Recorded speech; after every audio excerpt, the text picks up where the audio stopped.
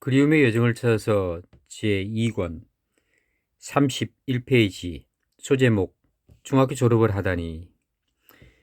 입학은 마산중학교에 하였는데 졸업은 1982년 서울 동북중학교에서 하게 된다.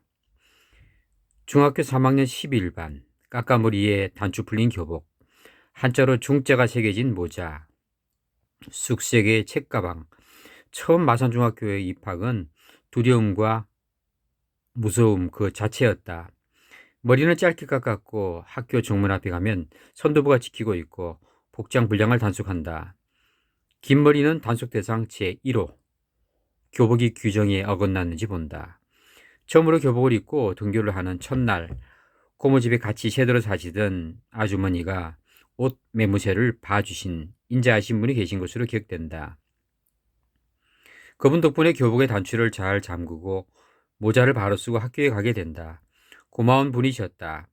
신입생은 모자를 단정히 쓰고 옷의 단추도 제대로 잠그고 등교를 하는데 3학년 형들의 경우는 모자는 삐딱하게 쓰고 교복 단추는 예의상 1개 또는 2개쯤 풀고 다닌다.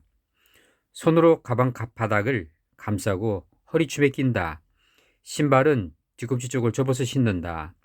신입생을 지나 2학년 그리고 3학년이 되고 선친이 돌아가시기 전후에 서울행을 하였는데 그 당시 서울 동북중학교는 강동구 둔촌동에 있었다. 원래 장충동에서 둔촌동으로 이사를 하였고 배재구는 명일동으로 이사를 하였다고 한다. 처음 학생들은 운동장이 변변하지 않아 공사를 하는 초기라 운동장에 포크랭 굴삭기가 있었고 자갈이 많았었다. 체육 시간에는 돌을 줍는 작업을 하였다.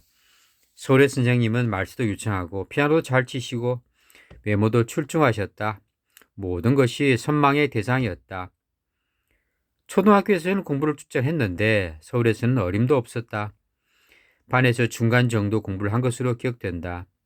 마음의 갈등은 거의 질풍노도의 시간이었다. 그 당시 구이동에서 강릉구 길동으로 거주지를 옮겼고 연립이었던 것으로 기억된다. 아마 연립 이름이 동양연립이었을 것이다. 방과 후에 강나라에도 가기도 하고 경기도 광주 신장으로 자전거를 타기도 한 기억이 난다. 시간은 흘러 채 1년이 되기 전에 중학교 졸업을 한다. 고등학교나 고사를 보았는데 합격자 명단에 없었다. 어떤 친구는 경기고등학교에, 어떤 친구는 서울 동북고등학교 입학을 하였는데 나의 경우에는 이름이 없다. 한참 다시 보니 추가 합격자 명단 아래에 이 기록이 보였다. 이건 뭐지?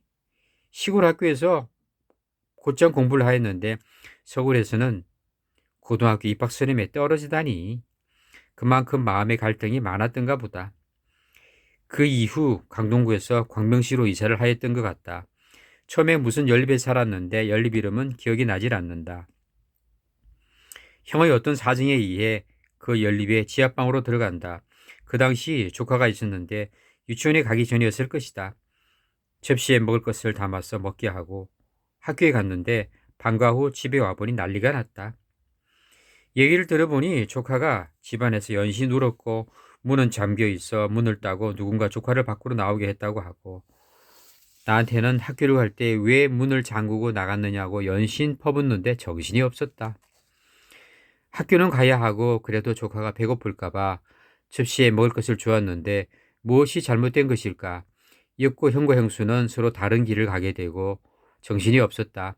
이때 선씨는 운명을 달리하시게 되고 새로운 형수가 왔는데 전 형수와는 너무나 달랐다. 그 당시 그냥 다른 느낌이었다고 해야 될까? 하여튼 쉽지는 않았다. 지금 돌이켜보면 모침도 그 환경에서 지내셨는데 천신만고 끝에 중학교를 졸업하는 쾌거를 이루었던 것이다. 친구라고 하면 이 늦게 전학 온 친구들이었는데 기존의 친구들과는 약간 거리가 있었던 것으로 기억된다. 그 속에서 중학교를 졸업하였으니 거의 기적이라고 할 수 있다. 조상님이 도운 것이다. 시골 꼬마가 서울로 와서 첫 졸업. 그래도 개근상은 탔다. 성실은 하였나 보다. 지금 생각하면 고마운 일이다. 같이 어울리던 모세라는 친구를 가진 기억이 나는데 그래도 공부를 하자는 제안을 한 것이 기억이 난다. 이런 말을 한 것은 정말이지 기적이다 라고 생각한다. 누군가 마음을 잘 잡을 수 있도록 도와주었을 것임에 틀림없다. 그리움의 여정을 찾아서 이야기는 계속됩니다.